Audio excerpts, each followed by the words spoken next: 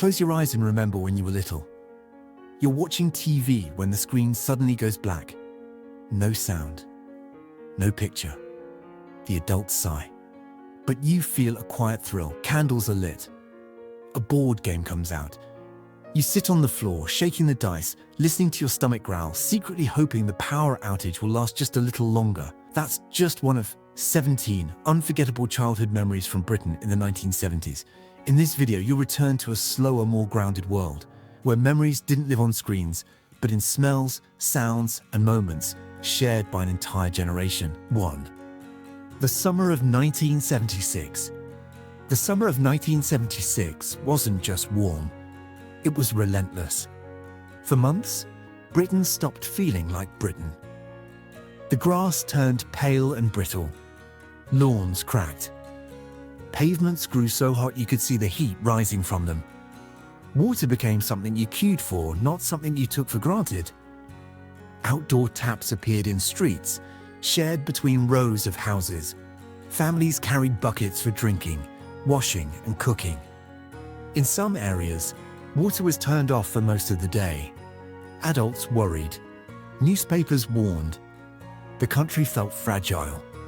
But for children, it felt completely different. Days stretched on forever. Paddling pools sat on dead grass. Ice lollies melted faster than you could eat them. You stayed outside until your skin burned and your clothes stuck to you. When the rain finally came, it flooded. But what people remember most isn't the crisis. It's the feeling of a summer that seemed like it would never end. 2. Power cuts and the 3-day week. In the early 1970s, electricity wasn't guaranteed. During the miners' strikes, Britain introduced the 3-day work week. Businesses shut down. Television stopped broadcasting at 10 o'clock. And without warning, the lights would simply go out. Homes were lit by candles. Shadows danced across walls. The air smelled of wax and cold. Heating was limited to one room, so families gathered together under blankets. You could see your breath indoors. For adults, it was stressful. For children, it felt like an adventure. Board games came out. Conversations lasted longer. With no television to disappear into, people actually sat and talked. Even boredom felt different when everyone shared it. Today, a power cut feels like an emergency. Back then, it was a reminder that daily life could slow down without falling apart. 3. The Pop Man. Before plastic bottles and supermarket aisles, soft drinks arrived at your front door. You knew he was coming before you saw him. The rattle of glass bottles. The low hum of the delivery truck. The Pop Man was on the street. He carried heavy wooden crates filled with thick glass bottles. Cherryade, cream soda, dandelion and burdock. Each bottle came with a small deposit, so empties were never thrown away. You ran out to return them, clutching them carefully so they wouldn't smash. Soft drinks were treated as something special. A glass with Sunday dinner. One bottle shared between siblings. Nothing was wasted. The Pop Man knew everyone. He chatted with parents. He remembered birthdays and parties. When plastic bottles arrived, he disappeared. But people still remember the sound. That sharp pop when the lid came off. 4. Public information films. In 1970s Britain, safety messages didn't whisper. They scared you on purpose. Public information films were shown on television and in schools. They warned children about water, electricity, railways, and construction sites. The images were dark, the tone was serious, and the consequences were never softened. One moment, a child was playing near a pond. The next, a calm voice explained how children drown. These films were unforgettable. They gave kids nightmares. But they worked. You stayed away from substations. You didn't mess around near train tracks. You crossed roads more carefully. Compared to today's gentle warnings, these films feel shocking. But they reflected a time when danger was close and supervision was light.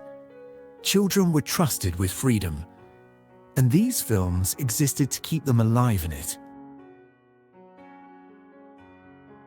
5. Penny sweets and pick mix. A few coins in your pocket felt like real wealth. That money was meant for one place. Behind the counter sat rows of clear plastic bins filled with sweets, pink shrimps, cola bottles, flying saucers, chocolate limes. You grabbed a small white paper bag and moved slowly along the display, choosing carefully. Every sweet mattered. The scale decided everything. There was always the temptation to sneak an extra piece. Most kids did. The staff usually pretended not to notice. Your fingers became sticky before you even left the shop. The bag felt heavier than it looked. And somehow, it lasted longer than any modern candy does today. Pick Mix wasn't just about sugar. It was about choice, patience, and small rewards. For a generation, those few coins bought independence. 6. Saturday morning television. Saturday mornings had a rhythm everyone knew.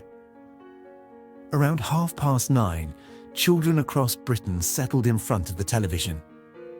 There were only a few channels, no recordings, no second chances.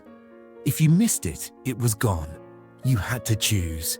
The BBC offered Swap Shop, polite and cheerful, with children trading toys and writing letters that appeared on a big board. ITV had Tiswas, loud and chaotic, full of shouting, buckets of water, and custard pies flying through the air. You couldn't watch both. There was one television in the house, no remote control, and the choice mattered. Monday morning playground arguments were guaranteed. Families even split along channel lines. For a short time each week, nearly every child in the country watched the same thing at the same moment. Today, television is personal and endless. Back then, it was an event shared by millions. 7. The smell of freshly printed school worksheets. The teacher handed out the papers, still warm and slightly damp. Without thinking, every child lifted the sheet and breathed in. The smell was sharp and sweet. A mix of ink, alcohol, and paper. The duplicator machine used methylated spirits, and the result was unmistakable. Maths problems. Spelling lists, purple text that sometimes smudged if you weren't careful. No one talked about the smell, you just knew it. And decades later, catching it again could send you straight back to a classroom floor, sitting cross-legged with a pencil in your hand. Today, worksheets arrive clean and scentless, printed in bulk by machines no one ever sees. Back then, they felt freshly made, almost handmade. It's a small detail, but it mattered. Because childhood memories often attach themselves to the senses, not the lessons. 8. Subutio. On the living room floor sat a green felt pitch that never quite lay flat. White chalk lines peeled at the edges. Tiny plastic players stood on weighted bases, ready to be flicked toward an oversized ball. Subutio wasn't just a game, it was commitment. You collected teams. You learned player positions. You invented tournaments that lasted entire weekends. A snapped player base was a tragedy. Stepping on one bare foot was unforgettable for other reasons. Games could be interrupted at any moment. A sibling walking through the pitch was grounds for an argument. A vacuum cleaner meant instant panic. Compared to modern video games, Subutio looks simple. But it required patience, imagination, and time. It taught kids how to lose, how to wait their turn, and how to build an entire world from a box on the floor. 9. Raleigh Chopper bicycles. The Raleigh Chopper wasn't just a bicycle. It was a status symbol. With its high handlebars, long seat, and chunky frame, it looked like something built for freedom. Every child knew who on the street had one, and everyone else wanted it. You rode it hard, skidding stops, sharp turns, racing nowhere in particular. It wasn't the most practical bike, but that didn't matter. What mattered was how it felt to ride it. In America, kids had the Schwinn Stingray. In Britain, the chopper filled that same role. Bikes meant independence. You could disappear for hours without explanation. No phones, no tracking, just an instruction to be home by tea. The bicycle didn't just move you through streets, it moved you a little closer to growing up. 10. Waiting outside the pub. Children weren't allowed inside pubs, so they waited. You sat in the back seat of a car parked just outside. A packet of crisps, a bottle of lemonade. The first few minutes were fine. After that, time slowed to a crawl. You watched people come and go. You counted cars. You pressed your face against cold glass windows. Inside, adults laughed and talked. Outside, you waited. There was no entertainment, no screens, just boredom and patience. Eventually, your parents returned, smelling of beer and cigarette smoke, cheerful and relaxed. You climbed out stiff and hungry, ready to go home. Today, this would seem unthinkable. Back then, it was normal. It was one of the earliest lessons that the adult world didn't revolve around children and that waiting was simply part of life. 11. Cindy and Action Man. Most children in 1970s Britain grew up with one of two worlds. Girls had Cindy. Boys had Action Man. Cindy came with outfits, tiny shoes, handbags, and dreams of adult life. Action Man came with gripping, hands, moving eyes, uniforms, and weapons. He could be a soldier, a diver, or an explorer, depending on the day. Both dolls shared the same fate. Cindy's hair was cut the moment boredom struck and scissors appeared. Action Man's fuzzy hair slowly fell out, leaving him patchy and strange looking. Accessories were lost under furniture, never to be seen again. These toys weren't displayed. They were used, thrown into bags, taken outside, dragged through mud and carpet alike. Compared to today's collectible toys, these were meant to be handled, damaged, and lived with. They shaped how children imagined adulthood long before they understood it. 12. Jackie Magazine. For teenage girls, Jackie Magazine was more than something to read. It was a guide. Each week, it arrived filled with fashion tips, pop star posters, romantic short stories, and problem pages offering advice on love, friendships, and growing up. The tone was earnest. Everything felt important. Jackie was read in bedrooms, shared with friends, and sometimes hidden from parents. Letters were written and mailed, then waited on for weeks, hoping for a reply printed in the next issue. Boys mocked it without understanding it. Girls read every word carefully, often believing it held answers to questions they couldn't ask out loud. In America, magazines like 17 played a similar role. Before the internet, these pages were how teenagers learned what was normal. Jackie didn't just entertain. It quietly shaped expectations, emotions, and the private inner world of a generation. 13. School milk. Every school day came with the same ritual, a small glass bottle of milk delivered to the classroom. Sometimes it was warm. Sometimes it tasted faintly metallic. In summer, it could be unpleasant. In winter, it was easier to tolerate. Children lined up, took their bottle, and drank it because that was simply what you did. Some loved it. Many hated it. Few escaped it.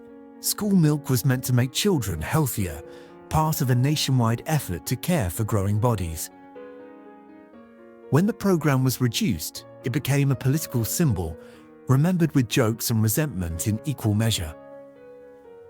In American schools, milk was tied to lunch trays. In Britain, it stood alone, unavoidable.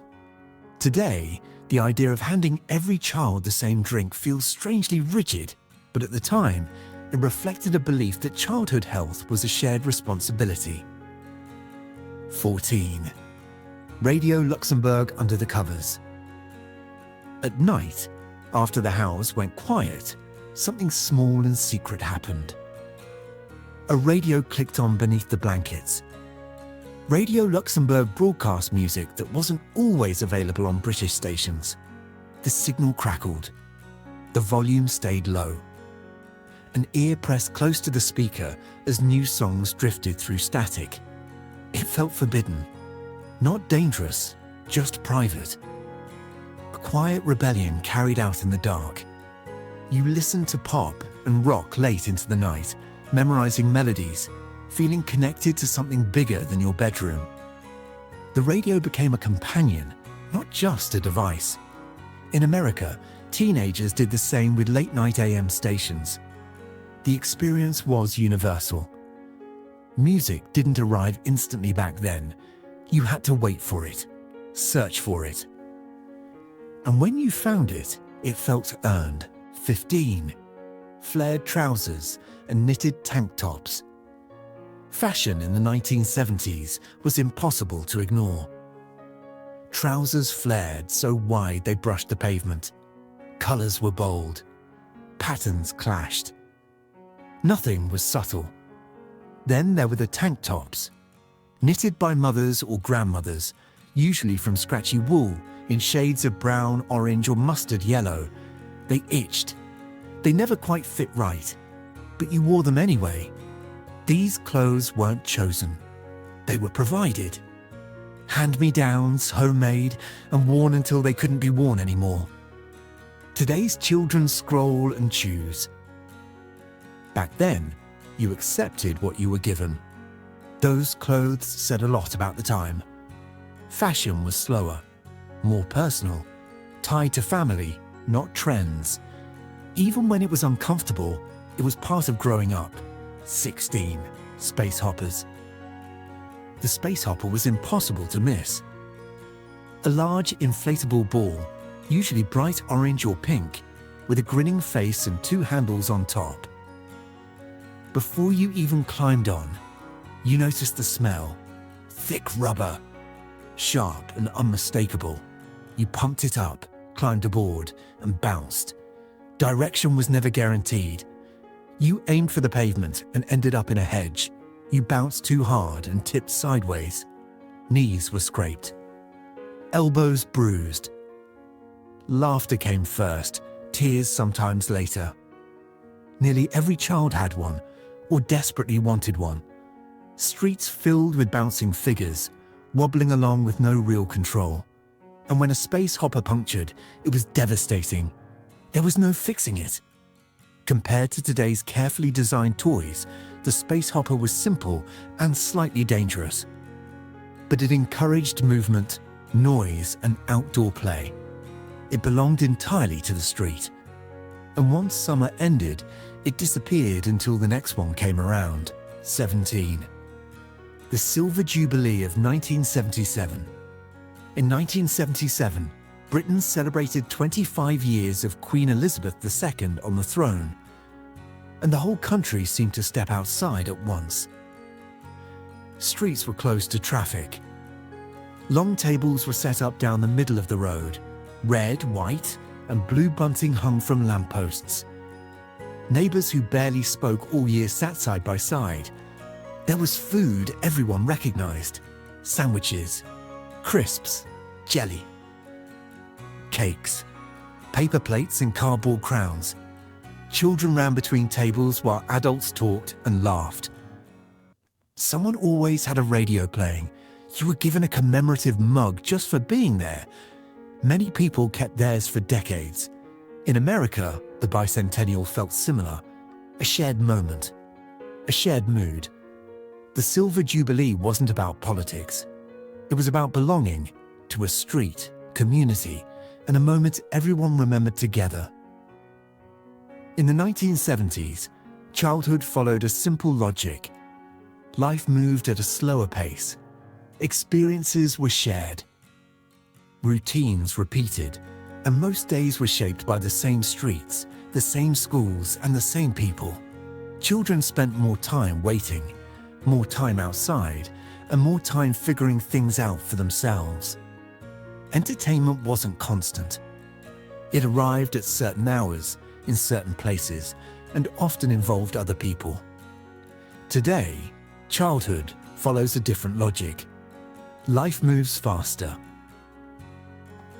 Experiences are personalized.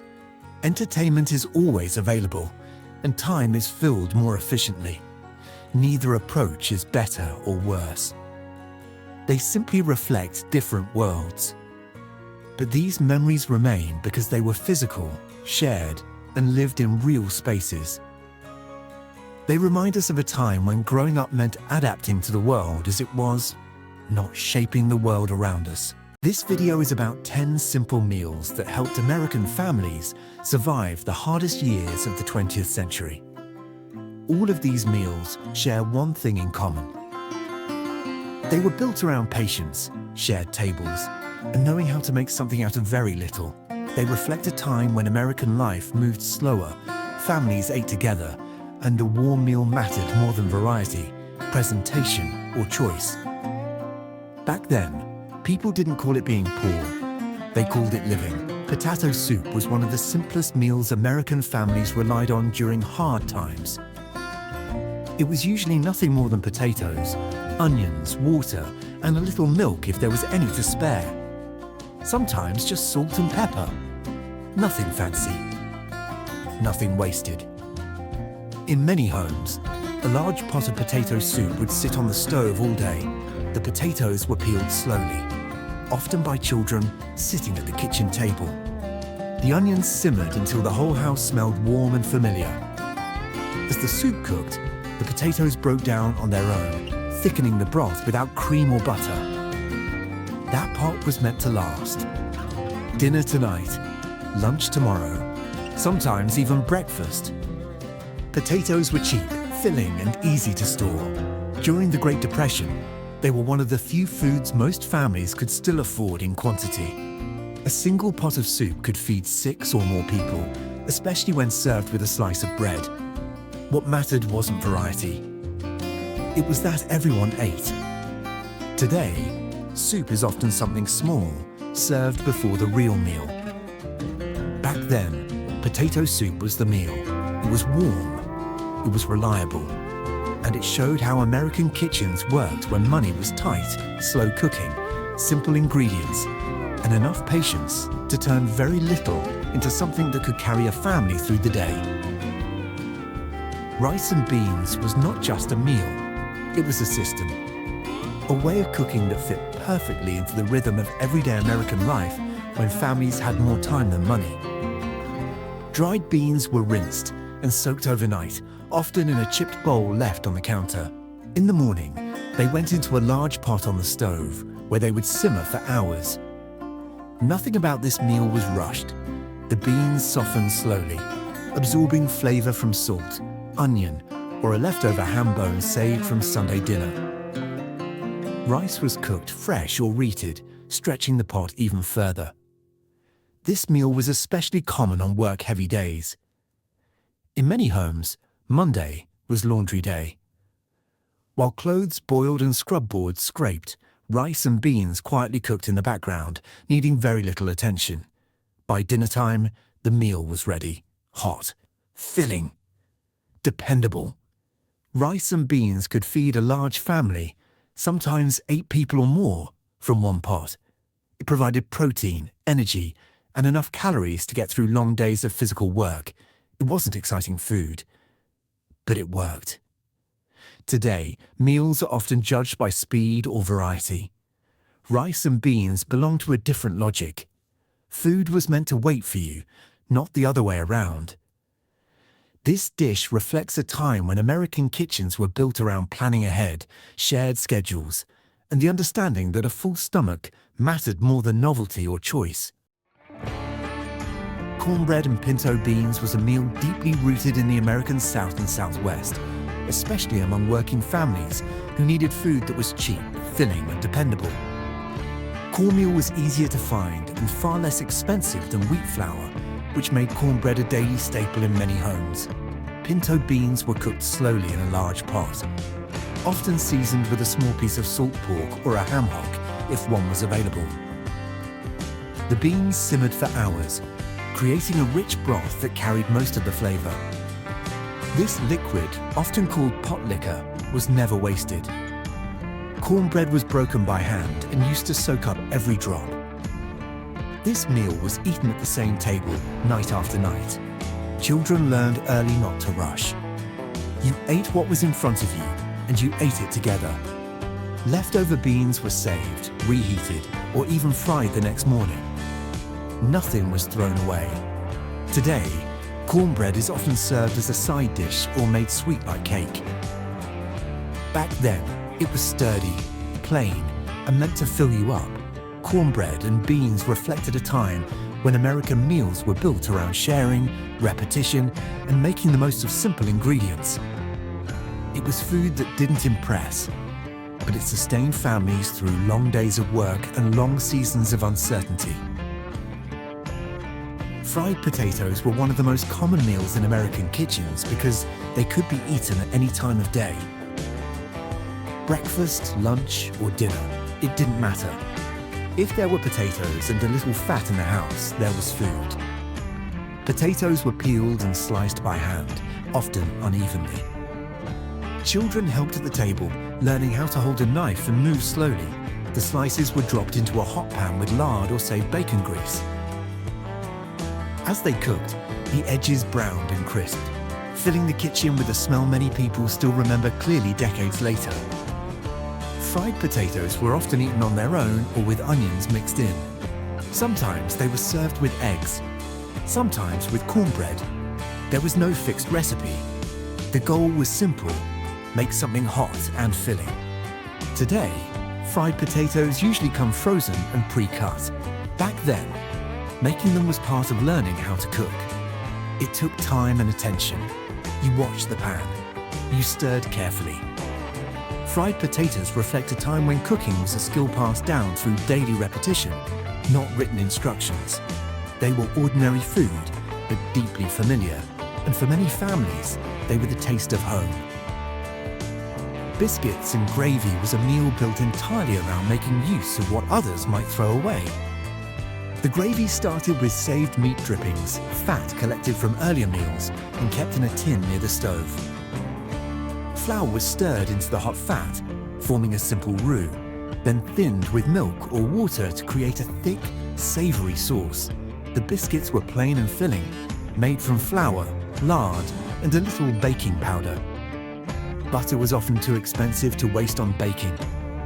When the gravy was poured over the biscuits, it turned basic ingredients into a meal that could carry a person through a long day of physical labor.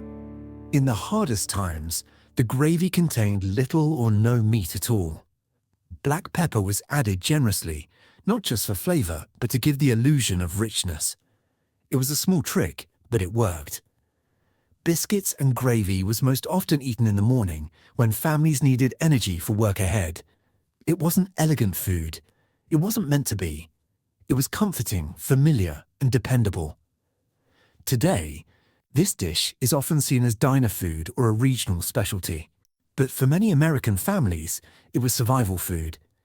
It reflected a way of thinking where nothing was wasted, flavors were built slowly, and comfort came not from abundance, but from knowing that breakfast would be hot and waiting.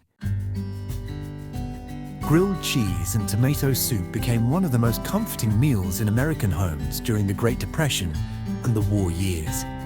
It was warm, familiar, and easy to make with ingredients that were usually on hand. Slices of bread were filled with cheese and grilled slowly in a pan until the outside turned golden and crisp. When butter was scarce or rationed, many families used mayonnaise instead. It browned better and stretched supplies further. The sandwich was almost always served with tomato soup, often made from a can and diluted with water to feed more people. On cold days, this meal meant relief. Children came home from school, coats still on, and dipped their sandwiches into steaming bowls of soup. The smell alone signaled safety and warmth. Today, grilled cheese is often seen as a quick lunch or a childhood favorite. Back then, it was a reliable dinner. It didn't require planning ahead or expensive ingredients. It was predictable, and that mattered. This meal reflected a time when comfort food wasn't about indulgence. It was about consistency. Families didn't need many choices. They needed something hot, filling, and familiar at the end of the day. Grilled cheese and tomato soup offered exactly that, a simple reminder that even in difficult times, a warm meal could still bring everyone to the table. Tuna casserole became popular in the 1940s as canned foods became more widely available. Its appeal was simple. Canned tuna was inexpensive, easy to store, and didn't require refrigeration, which made it ideal for families with limited resources. The casserole was made by mixing tuna with cooked noodles and canned soup, usually cream of mushroom. The mixture was poured into a baking dish and topped with crushed crackers for texture. Once baked, it became a complete meal that could feed an entire family. This dish had a strong presence in American kitchens because of its reliability. When families smelled a casserole baking, they knew dinner was settled. There was no guessing, no improvising at the last minute. Today, casseroles are sometimes seen as old-fashioned, but in their time, they represented efficiency and care. Tuna casserole reflected a moment in American life when predictability brought comfort. Families didn't eat out. They ate together, often from one dish placed in the center of the table. This meal wasn't about excitement or presentation. It was about knowing that everyone would be fed. Tuna casserole shows how American cooking adapted to new products while holding on to the same values, stretching food, planning ahead, and creating a sense of security through routine.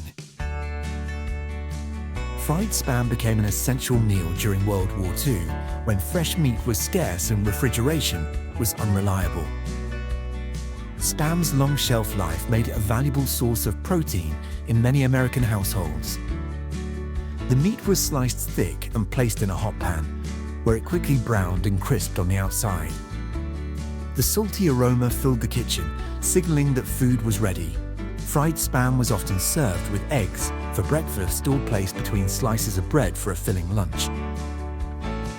At the time, Spam wasn't seen as novelty food. It was dependable. Families could keep it in the pantry for months, knowing it would be there when needed. That sense of security mattered. Today, Spam is sometimes treated as a joke or a curiosity. But for millions of families, it was survival food. It provided energy, salt, and fat, everything needed for long days of work. Fried Spam reflects a period when practicality mattered more than preference. People cooked what lasted, not what impressed. This dish reminds us of a time when food was judged by its ability to sustain, not by its image. In uncertain years, having something reliable on the shelf meant peace of mind. Spaghetti and marinara became a staple in American homes, largely thanks to Italian immigrant families who brought with them a different way of thinking about food. They showed that a good meal didn't need expensive ingredients, only time, care, and a shared table. Marinara sauce was built from canned tomatoes, one of the cheapest and most reliable pantry items available year-round. Tomatoes were simmered slowly with garlic, onions, and dried herbs. The sauce cooked gently on the stove, filling the house with a warm, familiar smell that told everyone dinner was coming. Pasta itself was inexpensive and filling. A single pound could feed a large family when paired with sauce. Meat, if used at all, was added sparingly. The goal was never luxury, it was fullness. This dish fit perfectly into American kitchens during hard times because it stretched well and reheated easily.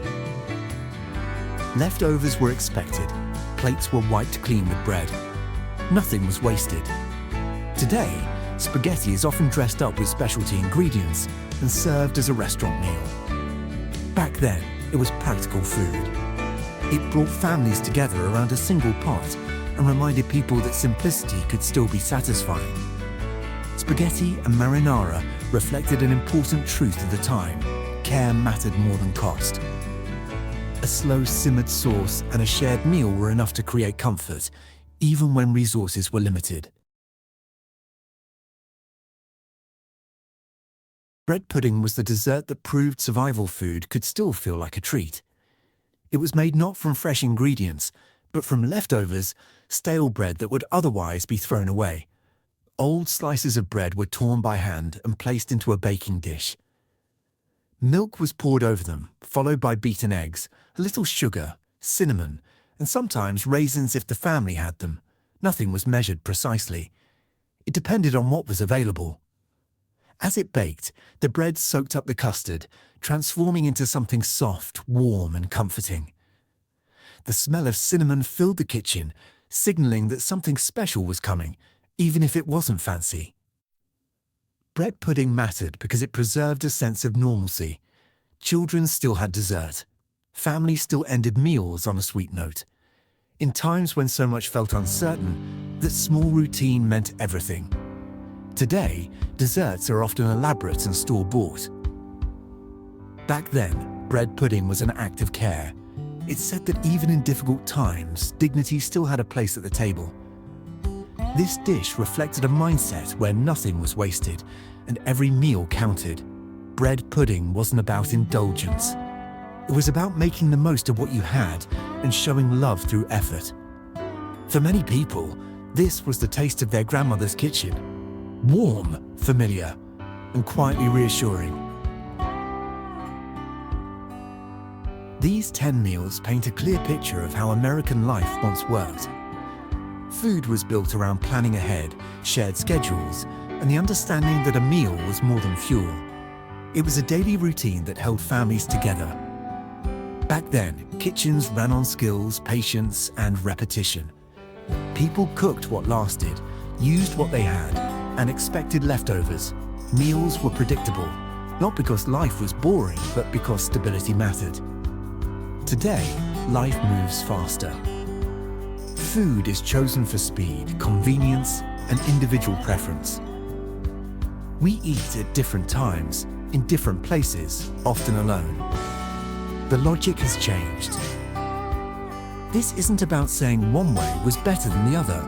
It's about noticing what those old meals quietly carried with them: time spent together, shared responsibility, and the comfort of knowing dinner would be waiting. Maybe the lesson isn't to go back. Maybe it's simply to remember that a warm meal, made with care, once shaped everyday life in ways we rarely stop to notice anymore.